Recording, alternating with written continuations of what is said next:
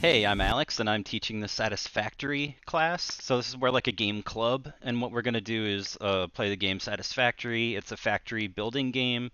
So you start off kind of collecting different materials like iron and stone, and then you start building factories to like combine them together, making machine parts. And it's a lot about kind of like optimization and some math about how to combine items in the most efficient way, learning about things like ratios and fractions, how to work through bottlenecks, things like efficiency, how to manage electricity and power.